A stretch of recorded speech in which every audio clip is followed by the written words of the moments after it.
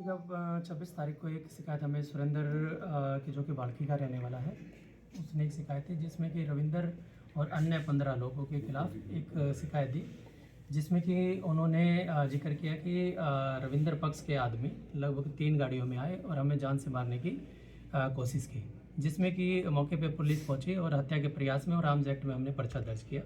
उसी के अंतर्गत हमने आज 2 जो मुख्य आरोपी है, जिसमें कि साहिल और पंकज, इसको अरेस्ट किया है। जो पंकज का पहले भी क्रिमिनल रिकॉर्ड था, इसमें लगभग 6 मुकदमे दर्ज हैं लड़ाई झगड़े के, और साहिल पे भी लड़ाई झगड़े के 2 मुकदमे दर्ज हैं।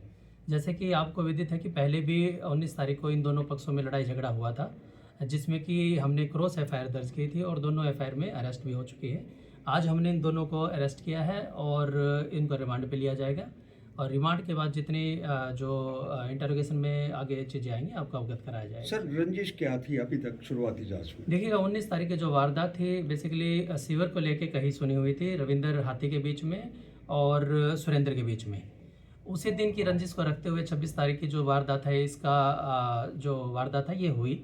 इसमें बेसिकली जो सुरेंद्र था, जो शिकायत करता है हमारा, बाल्की माजरा में झंडा फहराने के लिए जा रहा था, जो कि सामने से रविंदर और उनके कुछ साथी वहाँ पे आए और लड़ाई झगड़ा किया और काफ़ी ज़्यादा मात्रा में मारपीट की, जिसमें से लगभग हम मेडिकल रिपोर्ट की बात करें तो 10 से 12 फ्रैक्चर है। उसी के अंतर्गत हमने एफआईआर लॉन्च करके आगे की कार्रवाई को। सर, एक फायरिंग की भी बात आ रही थी, कितनी सच्चाई उसमें? कौन सी वाली डेट की बात? इसी हाँ मामले जी, के मैंने जैसे आपको बताया कि बिल्कुल इसमें फायरिंग की बात आई थी, और जो आर्म्स है वो हम बेसिकली पंकज से रिकवर हुआ है, और आगे की भी जो पूरी की पूरी इन्होंने घटनाक्रम को अंजाम देने के लिए जो साजिश रची थी उसके बारे में पूछताछ की जाएगी और आपका रहने वाले कहाँ के सर ये दोनों? जो पंकज है बेसिकली वो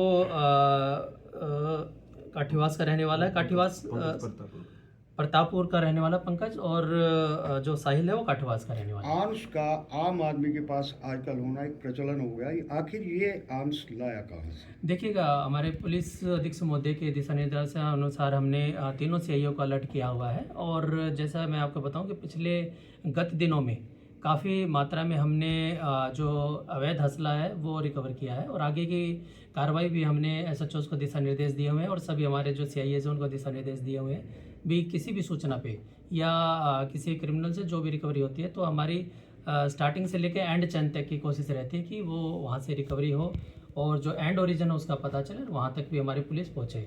और जो जहाँ तक इस केस के बारे में बात है, जैसे मैंने आपको बताया कि जो आर्म्स रिकवर हुआ है हमें, इसमें रिमांड लेके इससे पूछताछ की जाएगी, और कहाँ से लेके आया था, किस पर्पज से लेके आया था, इसके बारे में आपको जानकारी दी जाएगी। आप कुछ बता, कितने लोग शामिल थे? लगभग जो मैं बताऊँ कि एफआईआर जो लॉन्च है ये 14 लोगों के खिलाफ है, जिसमें मुख्यतः रविंदर और जो पंकज है और साहिल है। टोटल कितने आदमी? 15 लोग अरेस्ट हो चुके हैं। नहीं, 15 लोगों के खिलाफ एफआईआर 15 लोगों के खिलाफ और अरेस्ट। दो मुख्य आज अरेस्ट। सर, मौके से कुछ क्या क्या हथियार बरामद हुए थे?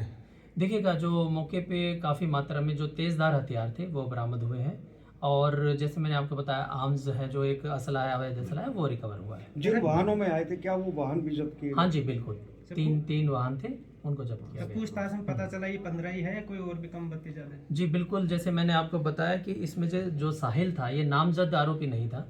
ये जो पंकज है, पंकज की पूछताछ में ये सामने आया था और इसको अरेस्ट किया है, और हमें उम्मीद है इन 15 के अलावा भी और भी इसमें शामिल हो सकते हैं। वो आगे की पूछताछ होगी, उसमें आपको बताया जाएगा। सर, ये जैसे 2 आरोपी आए जो पकड़ में पूछताछ में, ये मतलब पैसे के लिए काम करते थे या रविंद्र के आदमी वैसे? रविंद्र के कहे अनुसार काम करते थे, जो वो कहता था उसी हिसाब से काम किया जाता था। तो पहले जो मुकदमे है लड़ाई झगड़े, वे भी रविंद्र के कहने पे करे? जी बिल्कुल, जो पहले के मुकदमे थे, जो पहले 19 तारीख को जो दर्ज हुए हैं, क्रॉस मुकदमा दर्ज हुआ, वो भी रविंद्र के कहने पे हुआ था।